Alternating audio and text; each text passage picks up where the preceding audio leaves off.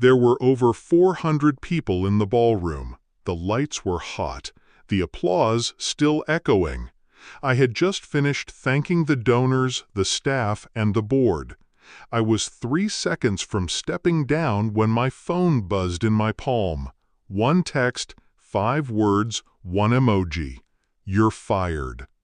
I stared at it for half a beat. Then I smiled, slow, calm. I held it up to the microphone. "I just got a text from my boss," I said to the glittering room. "It says, 'You're fired.'" Smiley face. Silence. Then from the center of the room, a voice, sharp, furious, broke through the quiet. "The hell she is!" It was Marcus Albright, CEO of Calvex, our biggest sponsor. His voice hit harder than the text, and in that moment I knew I wasn't the one who just lost something. 3 years earlier, I walked into that nonprofit with hope in both hands. It wasn't just a job, it was personal. I believed in the mission. I believed in helping people, building something that mattered. And when I met Olivia, the executive director, I believed in her too. She had charm, presence. She talked like every room already belonged to her. "Stick with me," she said my first week, "and I'll teach you how to run it all." I did more than stick. I rebuilt their broken outreach programs, modernized every system, and landed the Calvex partnership single-handedly. She praised me in public, took credit in private. I didn't care, not at first, not until the cracks turned to cuts. The betrayal wasn't obvious at first. It was in the way she started excluding me from calls with the board. How my proposals suddenly came back edited, stripped of substance, fattened with her buzzwords. She started using phrases I coined, without acknowledgement. Then the Calvex renewal came up, and she tried to send her protege to the meeting I'd spent months setting up. I pushed back, politely, firmly. That's when things shifted.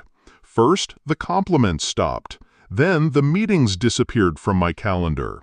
Then the whisper campaign started. Too ambitious, hard to work with, doesn't respect hierarchy. I kept my head down and kept producing results. Because I had leverage. What Olivia didn't know was this: I documented everything. Every contract I negotiated, every sponsor email I sent.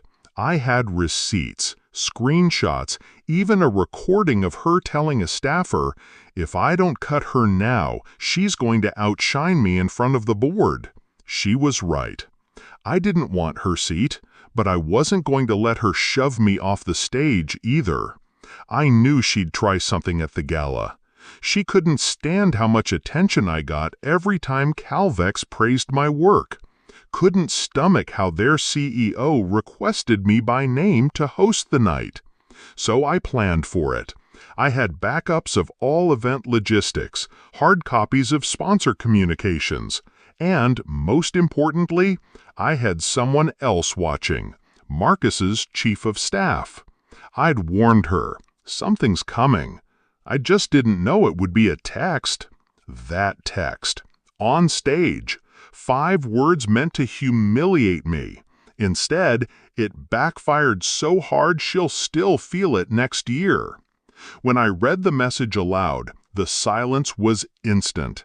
And then Marcus stood up, all 6'4" of him, in a tux that probably cost more than my rent. His voice was fire and ice.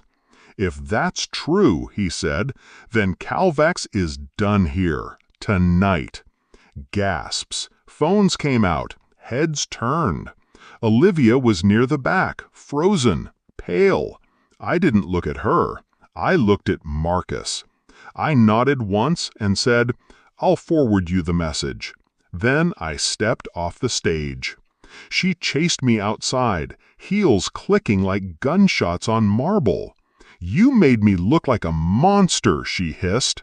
I turned, calmly. "You did that yourself. I just read your words out loud. She looked around, panicked, as if image control could save her now. Do you know what you've done? Yes, I said. I've ended you. Politely. Calvex pulled their $2.5 million partnership the next day. So did two other sponsors. I didn't gloat. I didn't post online.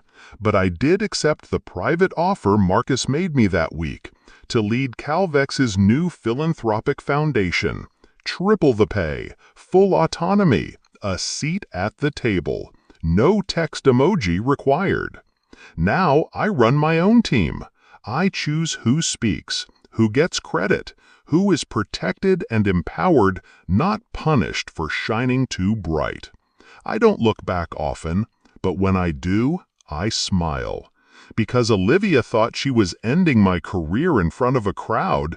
Instead, she handed me the mic, and I rewrote the ending.